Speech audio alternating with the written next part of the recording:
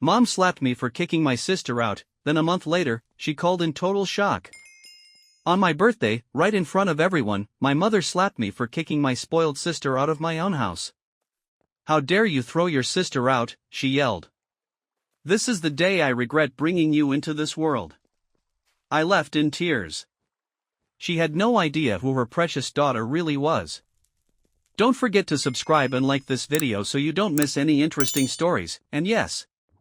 A month later, she called me, her voice filled with shock. "Why didn't you tell me? I never imagined this day would come." Standing inside my very own apartment, keys clutched in my hand, I couldn't stop grinning. After years of scraping together every dollar, renting a tiny place, and sacrificing little luxuries, I had finally done it. I, Avery Monroe, was now a homeowner. Everyone always said I was the responsible one in the family. Meanwhile, my younger sister, Sophie, bounced from one boyfriend to the next, relying on them to fund her lifestyle. While she lived off others, I put in long hours at Westfield Consulting Group, saving every bit I could. Mom always defended Sophie, saying she was just finding herself, but I knew better. She had always been the golden child, the one who could do no wrong in Mom's eyes. I ran my hand along the kitchen counter, feeling the smooth surface beneath my fingertips. "This is my kitchen," I whispered.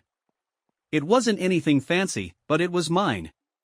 The mortgage payments wouldn't be easy, but I had planned everything down to the last detail. I had spreadsheets, budgets, and expense trackers. I was always the planner, the responsible one. Or, as Sophie liked to call me, the boring one. To celebrate, I decided on a small housewarming, just a handful of close friends from work and a few old schoolmates. I even invited Mom and Sophie, though I didn't expect them to show. Mom's response was predictable. "Oh, honey, I'm swamped with work this weekend." You know how it is. Sophie didn't even bother replying. Typical. Cheryl from accounting was the first to arrive, handing me a bottle of wine with a grin. "Avery, this place is amazing," she said. One by one, my friends trickled in. Derek and Lauren from high school brought a houseplant, and my co-worker Ethan arrived with a cheese platter. Before long, the apartment buzzed with laughter and conversation, the kind of warmth that makes a place feel like home. Later that night, Derek raised his glass. "To Avery," he said. "Proof that hard work and determination still pay off." The room erupted in cheers, and I felt my eyes sting with tears. These people, my chosen family, were here to celebrate me. Mom and Sophie's absence stung a little, but I was used to it. They had always prioritized each other over me. 3 weeks after the party, on a quiet Friday afternoon, the doorbell rang. I wasn't expecting anyone. Dressed in my worn-out sweatpants with my hair messily tied up, I had been in the middle of some light cleaning. When I opened the door, my heart skipped a beat. Mom and Sophie stood there, wearing those all-too-familiar expressions. "Well, aren't you going to let us in?" Mom asked, brushing past me before I could even respond. Her designer purse dangled on her arm as she strode inside like she owned the place. Sophie followed, oversized sunglasses perched on her nose like some kind of celebrity. "I wasn't expecting you," I said, still standing near the open door. Mom was already in my kitchen, rummaging through cabinets and drawers as if it were hers. "Avery, you haven't even started dinner?" "It's already 5 o'clock, she scoffed. I let out a long sigh, shutting the door behind me. "Mom, how was I supposed to start dinner when I didn't even know you were coming?" She waved a dismissive hand, as if my words meant nothing, an all-too-familiar gesture that always made me feel small. "You've always been hopeless with household chores," she muttered. "I tried to teach you," Mom huffed, shaking her head. "But you were always too busy burying your nose in those accounting books." Meanwhile, Sophie strolled through my apartment like she was sizing up a house on the market. She traced her fingers along the walls, peeked into every room, and kept shaking her head like she was silently judging every inch of the place. "I'll make some tea," I said, forcing politeness even though they had barged in uninvited. As I filled the kettle, Sophie finally settled at the kitchen table. She slid off her sunglasses and gave me that look, the one she always used when she wanted something. "You know," she said, her voice carrying that familiar, ominous tone, "this is actually a nice place, Avery." She paused, scanning the room. The location is perfect. Right in the middle of everything. Thanks, I replied cautiously, setting out 3 mugs. Mom was still picking apart the way I had organized my kitchen, but I had learned to drown her out years ago. Sophie idly ran a finger along the edge of the table before sighing dramatically. I have some news, she announced. Lucas and I broke up. She let out another exaggerated sigh. He actually expected me to start paying rent. Can you believe that? 7 months together, and suddenly I'm supposed to chip in? I bit my tongue and focused on pouring the tea. Anyway, she continued, barely missing a beat, I had to move out of his place obviously. And, rent these days is insane. She let the words hang in the air, waiting for me to absorb them before casually dropping the real reason for her visit. So, I was thinking, maybe I could stay here with you for a few months? I froze mid-motion, the mug in my hand hovering just above the table. Just for a little while, she added quickly. 4 months, tops. Just until I find a job and get back on my feet.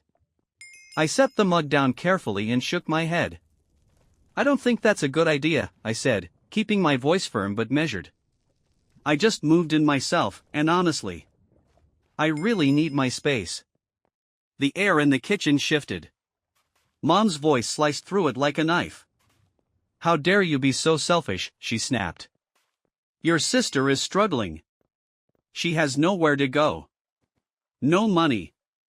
And here you are, sitting in your fancy new apartment all alone, refusing to help your own flesh and blood.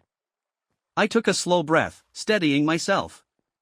Mom, Sophie can stay with you, I said, keeping my tone even. Your house has more than enough space. Before Mom could respond, Sophie groaned loudly. Oh my God, Avery. Have you seen where Mom lives? It's like a retirement village. She threw her hands in the air dramatically. It's all old people walking their dogs and tucking in at 8 o'clock. It's a perfectly nice neighborhood, I started, but Sophie wasn't done. Your place, though, it's right in the center of everything. She gestured toward the windows. Clubs, bars, shops, actual places where I can meet people and make connections. How am I supposed to rebuild my life stuck in the suburbs? You're being incredibly selfish, Mom chimed in, shaking her head in disapproval. After everything we've done for you. And just like that, they launched into their routine, taking turns like a well-rehearsed team. Sophie would sniffle, dabbing at her eyes with a tissue, trying to play the victim. When that didn't work, Mom would shift gears into a speech about family loyalty, hammering me with guilt. Back and forth they went, like a relentless tennis match. Then Mom delivered the final blow. Your father would be so disappointed in you, she said, her voice heavy with accusation. He always taught you girls to take care of each other. What would he think if he could see you now, turning your back on your own sister? That one hit hard. Dad had been gone 6 years now. And Mom knew exactly how to wield his memory like a weapon. I felt the fight drain right out of me, like water swirling down a bathtub. Fine. The word slipped out before I could stop it, leaving a bitter taste in my mouth that would linger for months. That was all Sophie needed. In an instant, her tears vanished like magic. Oh my God. Thank you, thank you, thank you. But I wasn't going to let her get away that easily. There are conditions, I said, trying to sound firm. You need to find a job, save up, and move out in 4 months. I mean it. Of course, of course.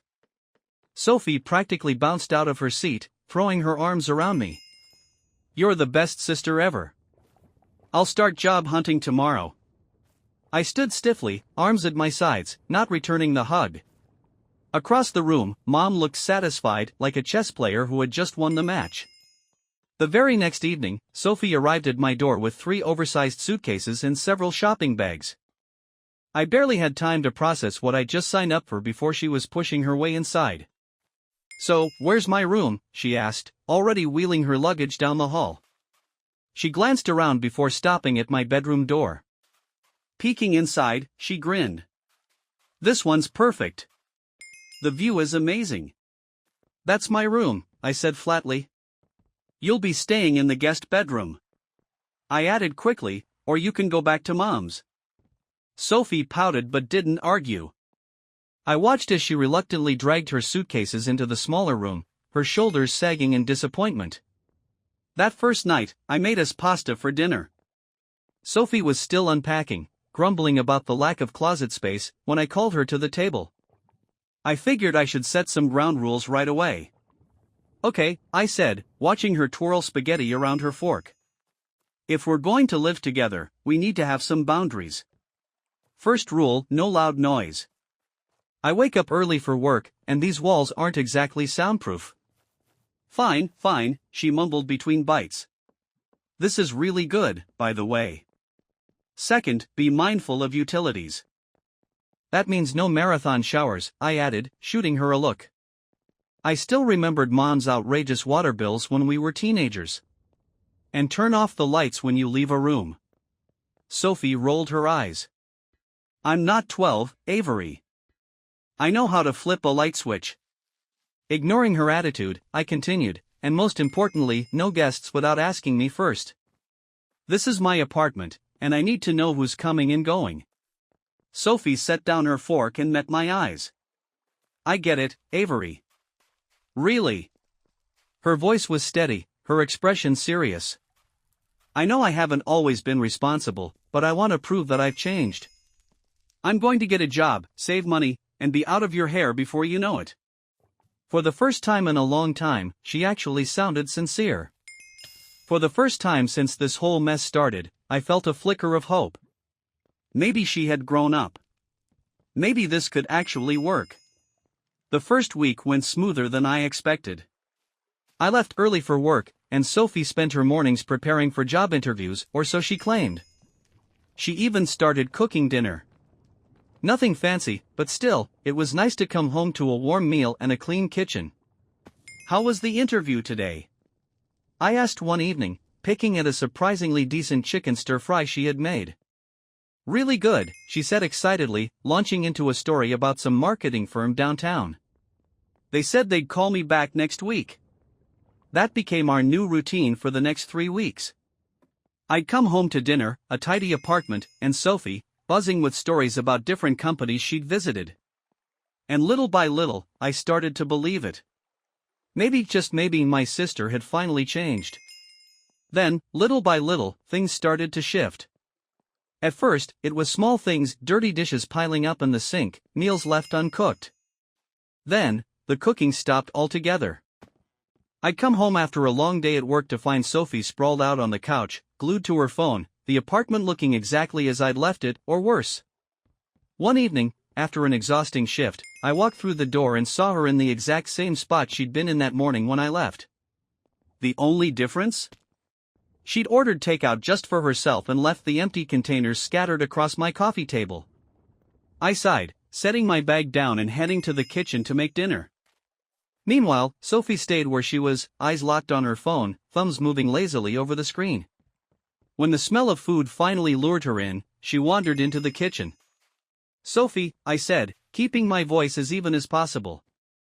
I thought we agreed to share the household chores. She groaned, plopping into a chair and helping herself to the stir-fry I'd just made. Ugh, I'm so sick of cooking and cleaning. It's boring. I clenched my jaw. How was job hunting today? She shrugged, chewing. Went to another interview. They want, 6 years of experience for an entry-level job. Can you believe that? Did you apply anyway? She scoffed. No way. I'm not wasting my time on companies with dumb requirements like that. A month into this so-called temporary arrangement, any hope I had that Sophie was turning her life around was completely gone. My apartment had become her personal crash pad. While I was working, she was out partying. Every night, I could hear her loud phone conversations through the walls, so could my neighbors, who were less than thrilled. More than once, I overheard her in the morning while I was getting ready for work. Sorry, can't talk now. Yeah, totally hungover. No, my sister's still here. OMG, she's so uptight. That night, she stumbled in at 3 a.m., reeking of alcohol and cigarettes. I was already awake, of course. How could I sleep when she was banging around like a drunk elephant? The next morning, she finally emerged from her room around noon, still wearing last night's clothes. "Avery," she croaked, flopping onto the couch dramatically. "I need you to run to the pharmacy. I'm dying. I need those hangover pills, the ones with the electrolytes." Without looking up, I said, "There's water and Advil in the kitchen." She groaned. "You're the worst. A good sister would help." That was it. I had finally had enough. That evening, I picked up the phone and called Mom. "Mom, you need to talk to Sophie," I said the second she answered. "She's not even trying to find a job. She's out partying every night, sleeping all day." "Oh, Avery," Mom interrupted, her tone dismissive as ever. "You're making such a big deal out of nothing. She just needs time to figure things out. You were always so serious at her age. You never knew how to have fun." Meanwhile, my apartment was deteriorating by the day. Sophie's room had transformed into a disaster zone. Dishes stacked up on every surface, old takeout containers sat forgotten, and clothes were thrown everywhere. It was disgusting. I stopped even looking in there. The few times I tried to clean up, I found moldy coffee cups hidden under piles of laundry, wine bottles rolling across the floor, and plates with food so old it was unrecognizable. One evening, when she was actually home for once, I finally confronted her. "Sophie, this has to stop." She barely looked up. "You're not looking for a job. You're not helping around the house. And your room." That set her off. Without a word, she stormed into her room, slammed the door so hard the walls shook, and immediately started dialing her phone. 25 minutes later, my phone rang. It was Mom. "Avery," she screeched before I could even say hello. "How dare you harass your sister?" She just called me in tears. I took a deep breath. "Mom, you don't understand." "No, you don't understand," she snapped. "She's trying her best, and all you do is criticize her. I raised you better than this." I pulled the phone away from my ear, staring at it like it had personally betrayed me. There was no point arguing. I knew exactly how this conversation would go.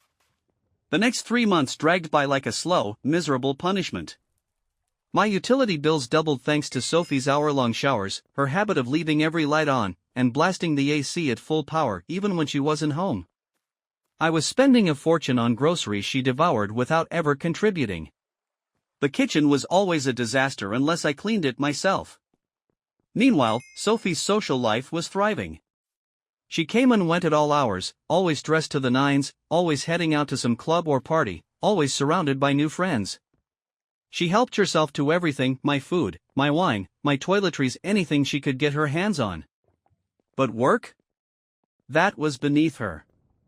Then came Monday. The sound of keys jangling and drunken giggling yanked me out of a dead sleep.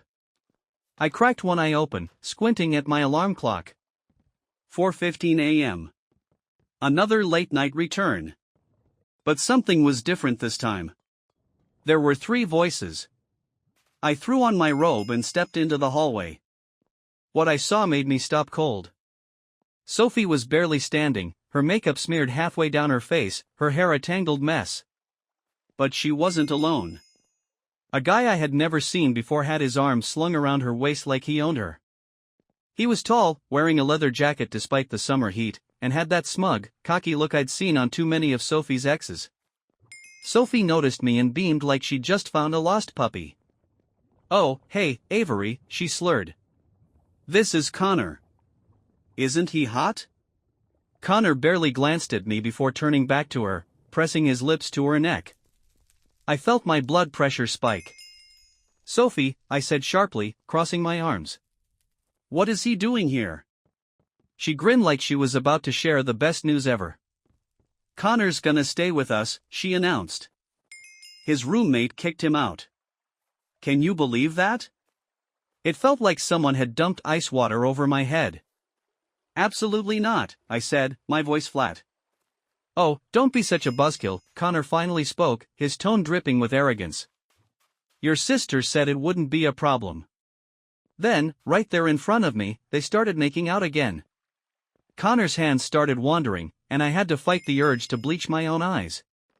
"Enough!" I snapped. "Connor, you need to leave. Now."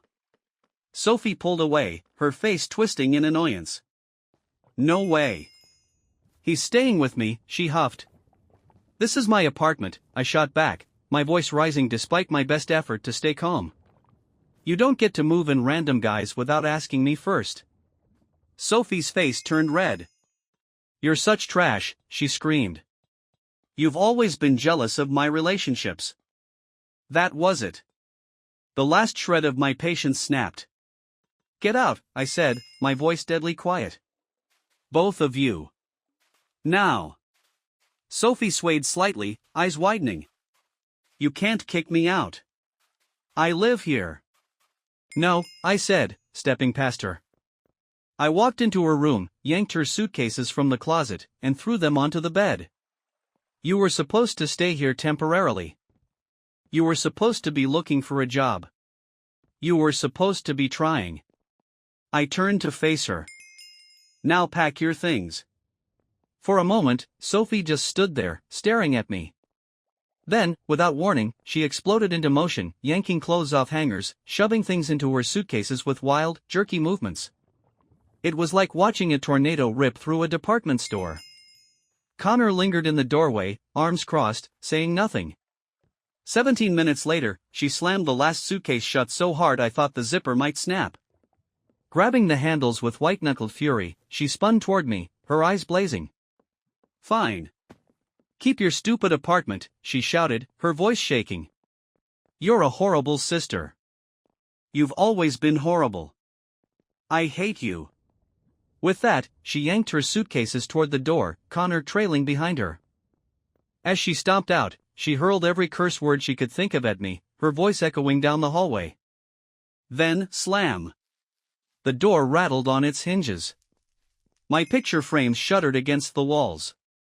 And then, silence.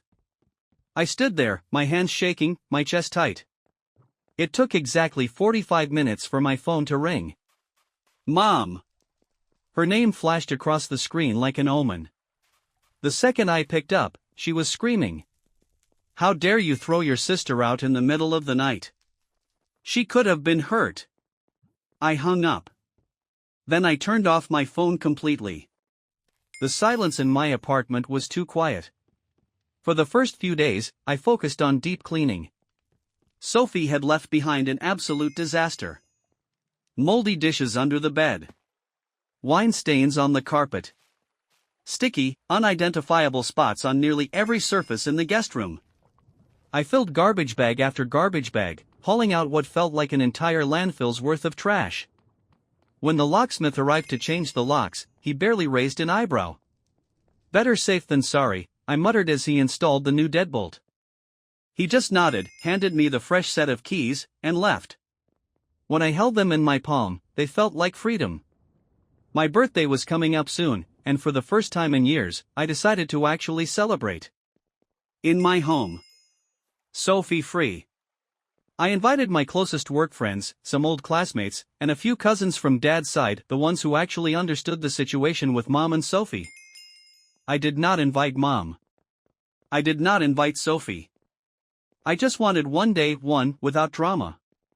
The party started off perfectly. Cheryl from accounting brought her famous chocolate cake. Derek and Lauren showed up with a bottle of my favorite wine. My cousin Amy handed me a beautiful houseplant and gave me a knowing smile. "To celebrate your reclaimed space," she said. I grinned, setting it on the kitchen counter. The apartment was filled with warmth, laughter, peace. We were all gathered in the living room, swapping stories, when the doorbell rang. My stomach dropped. I knew that ring. Not tonight. Please, not tonight. I opened the door, and there she was. Mom! She stormed inside like a dark cloud rolling over a summer sky, her sharp eyes scanning the room. Not a happy birthday. Not a smile. She planted herself in the center of the living room and lifted her chin, her voice ringing out like a judge passing sentence. I cannot believe you're all here, celebrating with her. She gestured dramatically at me when she threw her own sister onto the street in the middle of the night. The room fell silent. I saw the shift in my friends' faces, the flicker of discomfort, the sideways glances. I swallowed hard. "Mom," I said quietly. "This isn't the time." "When is the time?" she snapped, her voice rising. "When is the time to talk about how cruel and heartless you've become? Your poor sister has been devastated." Mom's voice trembled with outrage. I took a deep breath, trying to stay calm. "Sophie acted terribly," I said evenly. "She took advantage of my kindness. She was selfish." Mom's face twisted with fury. Her voice shot up another octave. "And what are you? A selfish, cold-hearted woman. That's what you've turned into. Is this what you wanted? To sit alone in your fancy apartment while your sister struggles?" Something inside me snapped. Maybe if you'd spent less time spoiling Sophie and more time actually parenting her, she wouldn't be struggling. Crack! The slap landed so hard, my head whipped to the side. A sharp, stinging heat spread across my cheek. I staggered back, pressing a hand to my face, stunned. Mom's eyes burned with rage. "Ungrateful brat," she spat. "You're no daughter of mine." Then she spun on her heel and stormed out, slamming the door behind her. The silence that followed was suffocating. I stood there, my body rigid, my vision blurred with unshed tears. I wouldn't cry. I wouldn't. But then Amy moved first, pulling me into a tight embrace. And just like that, the dam broke. The rest of my guests gathered around, murmuring soft words of comfort. But it didn't matter. The party was ruined. My perfect, drama-free birthday had been destroyed in less than 10 minutes.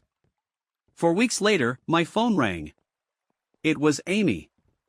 "I just thought you should know," she said carefully. "Sophie and that boyfriend of hers?